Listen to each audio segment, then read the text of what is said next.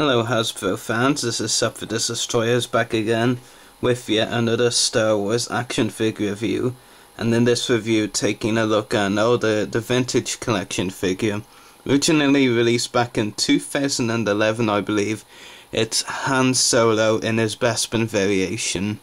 As I said, this figure was released in 2011 I believe, and as part of the vintage collection. Of course, they're called the Vintage Collection Greatest Hits. Actually had a brain freeze for a moment there. That have been released separately to America. Well, one wave variation to America and those to here. There have been reports that these waves, the greatest hits, have been cancelled. So I'm not too sure if that's true. You know, there's a lot of bad news on the Star Wars front, as you know, so it could well be true. What I can guarantee is at Forbidden Planet retail stores in both Northern Ireland and the Republic, they both have figures from the Greatest Hits wave. I'm not sure if it was the Greatest Hits they specifically ordered, but you know, all I can say is they did get that wave of figures in that they were putting into the Greatest Hits wave. I'm not really making much sense, am I? But you know, basically it is a complicated story, and I'll just move on because I'm probably not making any sense. I can even admit that to myself. I'm not even sure what I'm talking about. I actually one of my YouTube friends said this to me. Star Wars fan Tommy. This figure may be a variation. Now I don't know this 100%.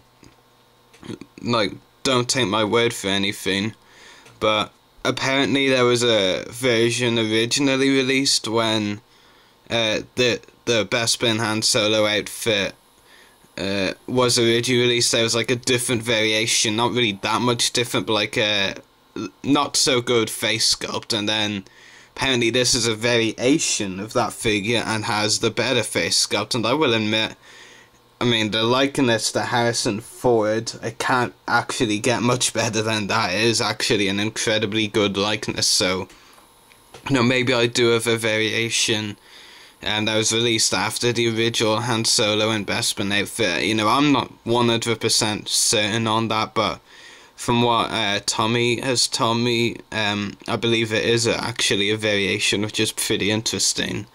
We'll just go on to the packaging first. As you can see a picture of Han Solo inside the Millennium Falcon. I believe this is actually from that fateful scene, you know, when he kisses Princess Leia. Again, not 100% certain on that though. Kenner logo down there. Standard back of the UK packaging, nothing to see.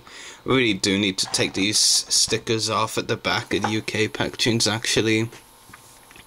Would make for much better reviewing. He does come with 3 accessories.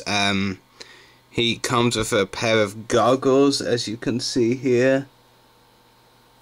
I won't put them on Han Solo right now, but I will show you in a moment. It's pretty much you know, plain black except for the lens piece. And then you have this I think it's a screwdriver kind of tool that he uses to repair parts of the Millennium Falcon, I guess.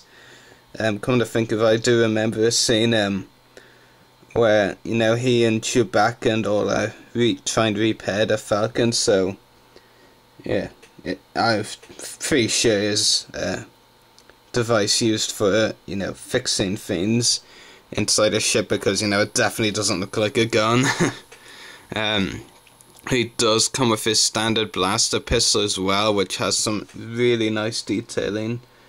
Really like that. There's a brown, you know, handle there, or tip, you know, where my thumb is. Then there's a grey, you know, point of the gun right there. And a scope as well, I believe. Yep, the scope is definitely there. Yeah, it's a really interesting design, really cool pistol. Hasbro definitely put a lot of effort into that. So yeah, pretty cool. And I will actually show the goggles on now. Yep. Actually, I haven't tried putting them on before, so I need to make sure I'm putting them on the right way. And I don't believe that's the right way, no. There we go. Bit tricky. I've got them over one eye at least. Yeah, I think that will do-ish, maybe. Yeah, nothing really to say there. You could definitely tell it was my first time trying to put the goggles on the figure. Just show you the screwdriver as I'm coiling it in his hands as well. So, yeah. And I will zoom in on his face now. You can get a better look at the likeness, and not sure about what you think, but I think this is a almost pretty much dead on, if not absolutely dead on, representation of Harrison Ford in action figure form. You know, Hasbro really did outdo themselves on this face sculpt, I do have to say. You know, I think I'm at a loss for words, because it, you know, Hasbro, you know, they can do some great, you know, face sculpts, but, you know, that sometimes there's always just one thing, maybe two, that don't make it completely accurate to the actor or actress in question. But this is very much spot on. And I actually see now why lots of collectors say that this is one of the best Han Solo figures out there. It really is a genius face sculpt, so major props to Hasbro. The detailing and likeness is just out of this world, you know, it's astonishing. You know, there is a lot of good details in the clothing as well. Legs, got some nice details there. I'm not really too sure what these yellow mechs are supposed to be. If they are yellow, well, this one's yellow anyway. Yeah, definitely both yellow. Back of the figure, not too much to see there except for the belt, which is pretty cool. And then of course you have a holster, which is interesting pistol fits into. There you go. Ooh, that's not fitting in at all. Yeah, there we go. It doesn't really fit in that well. You know, lots of holsters on Hasbro figures, you know, have a hole at the back for them to, you know, slide down through as well, but this one, you know, it doesn't really fit very well because it doesn't, basically. Doesn't allow for as much, you know, movement, I guess. Yeah, the detail and the accessories pretty much covered. So articulation, ball jointed head, ball hinged shoulders and elbows, swivel wrists, swivel waist, ball hinged hips, ball hinged knees and ball hinged ankles. So superbly articulated figure for sure, and you know, the likeness and detail may be superb, and the articulation, you know, keeps up with it step by step. You know, both the detail and the articulation is just brilliant. Now, Hasbro really went all out with making this Han Solo one of the best Han Solo figures there is, and I'm very glad I did pick it up after all this time.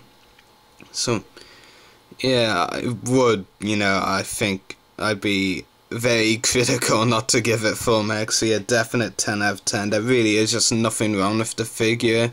The accessories are nothing really that exciting, but, you know, they don't need to be. The articulation, the detail is what really counts for in a figure, and Hasbro's nailed both 100% spot on in both regards. So major props to them at 10 out of 10. Can't give any lower than that.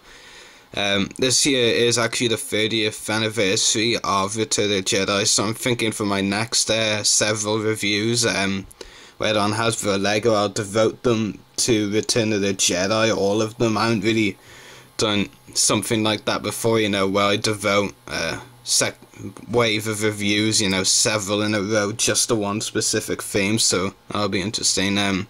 That'll be before and after my next convention, the Star Wars Fan Fun Day, which is in only a couple of weeks now, in fact less than a couple of weeks. It's not this Monday, but it's the Monday after, so yeah, I'll do a batch of Return of the Jedi reviews before and after, and not focus on anything else really, because, you know, this year is the 30th anniversary since Return of the Jedi came out, and, you know, conventions and lots of different things, you know, trying their best to promote it, so why shouldn't I? So, again, 10 out of 10 for this Han Solo figure. It really is superb. So I hope you've enjoyed this review. May the Force be with you, and happy hunting.